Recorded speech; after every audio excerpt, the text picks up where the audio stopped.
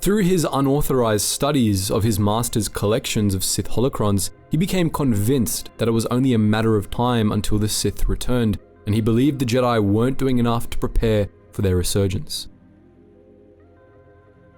He ultimately set out on his own to search for more Sith lore, hoping to learn more about them so that he could one day stop them. Kun's quest took him to Onderon, where the followers of the Dark Lord Freedon Nad had recently returned and been defeated. During his investigations there, Kun encountered the spirit of Freedon Nad himself, who led the young Jedi to the Valley of the Dark Lords on Korriban. There, Nad drew Exar Kun down the path of the dark side, playing on the young man's impatience, hunger for knowledge, and hatred for the Sith. Nad compelled Kun to use the dark side to survive the dangers of Korriban, and as Kun rapidly began to succumb to the dark side, Nad led him to Yavin 4, to the secret temples Naga Sadow's Massassi warriors had built during his exile, where Exar Kun gave in at last. In Naga Sadow's temple, Exar Kun embraced the dark side, destroying Nad's spirit with an ancient Sith amulet and using the power of the Sith to conquer the Massassi. On Yavin 4, Exar Kun immersed himself in the teachings of the Sith.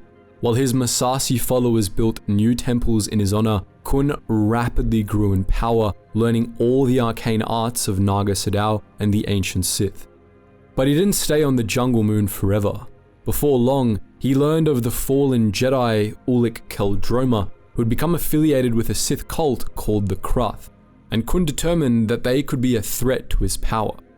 He traveled to Sinagar to kill Qel-Droma, but during their duel, the Sith amulets the two men wore conjured a vision of Marka Ragnos, who declared that Kun and Qel-Droma were the future of the Sith.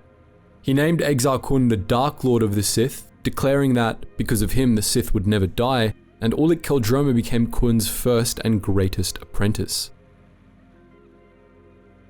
At Ragnos' urging, these two new Sith Lords joined forces, vowing they would bring down the galaxy. Together, they began the Great Sith War. While Ulic Qel-Droma amassed an army and started a new war with the Republic, Exar Kun began spreading heresies among the Jedi, attempting to recruit many of the younger apprentices by promising to usher in a new golden age of the Sith. Some joined Kun willingly, while the Dark Lord took control of others with the help of Sith spirits. Some of these new Sith apprentices joined Kun and Qel-Droma's war effort, while others acted as sleeping giants, remaining among the Jedi until, on Kun's command, they rose up and slaughtered their masters, throwing the Jedi Order into chaos. The Great Sith War was brief, but it was incredibly destructive. The armies unleashed by Kun and Qel-Droma sowed destruction all across the galaxy, ravaging world after world.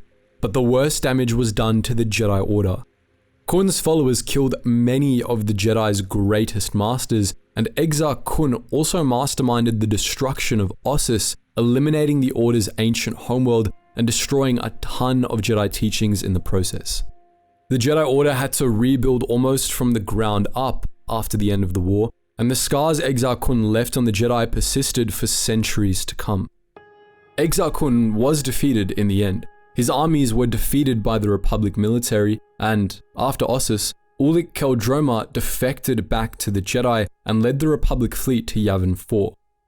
As the Rim fleet blotted out the sun in the skies above Yavin 4, Exar Kun gathered the Massassi to him, absorbing their life essences in a ritual meant to free him from his mortal form, rendering him an immortal entity of dark side power that could spread unchecked across the stars.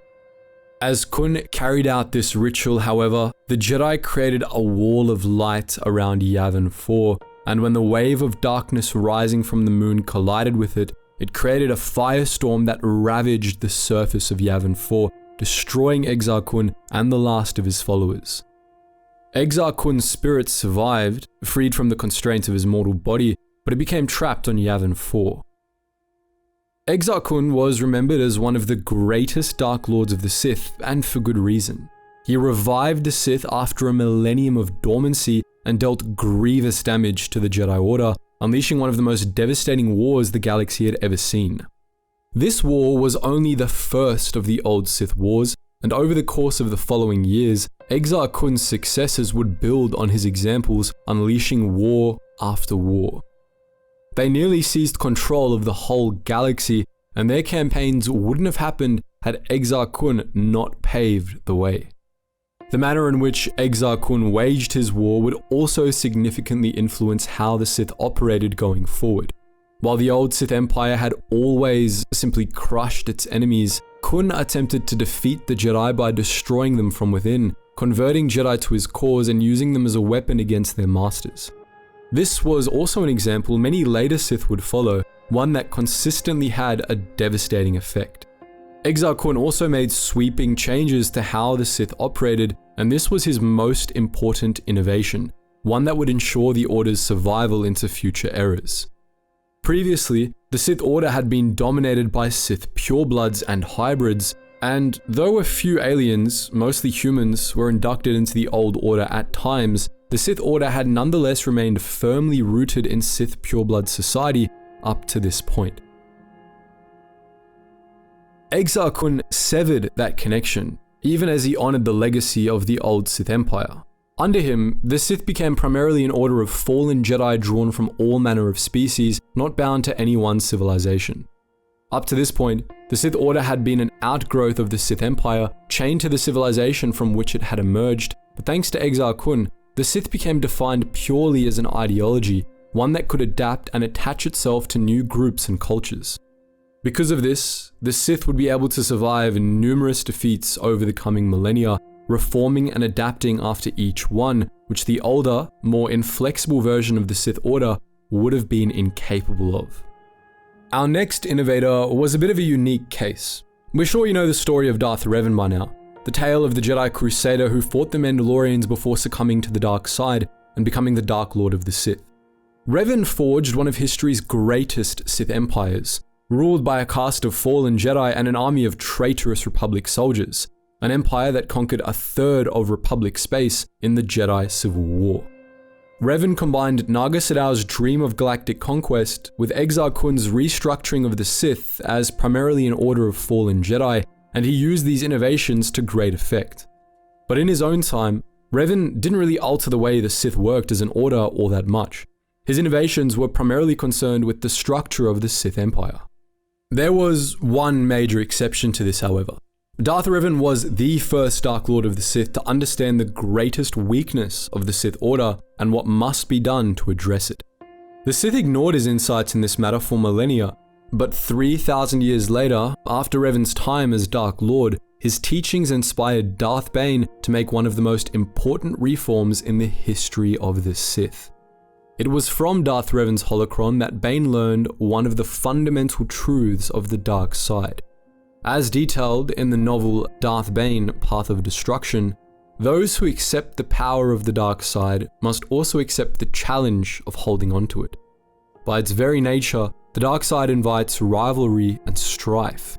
This is the greatest strength of the Sith. It culls the weak from our order. Yet, this rivalry can also be our greatest weakness. The strong must be careful lest they be overwhelmed by the ambitions of those beneath them working in concert. Any master who instructs more than one apprentice in the ways of the dark side is a fool. In time, the apprentices will unite their strength and overthrow the master. It is inevitable, axiomatic. That is why each master must have only one student. This is also the reason there can be only one Dark Lord. The Sith must be ruled by a single leader, the very embodiment of the strength and power of the dark side. If the leader grows weak, another must rise to seize the mantle. The strong rule, the weak are meant to serve. This is the way it must be. We'll talk more about this philosophy when we get to Darth Bane, of course, but would be remiss talking about Bane's own innovations without acknowledging their foundation. It was Darth Revan who recognized the importance of Sith Masters only training a single apprentice at a time. This was essential to the Sith way, as it was predicated on the Dark Lord being the strongest of the Sith, only able to be overthrown and defeated by one stronger than them.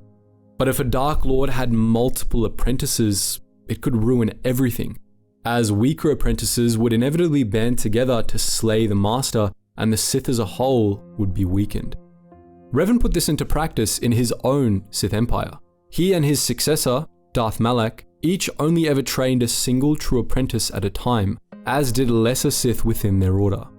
They maintained an army of fallen Jedi and Sith acolytes, but these were lesser Sith, tools rather than genuine apprentices.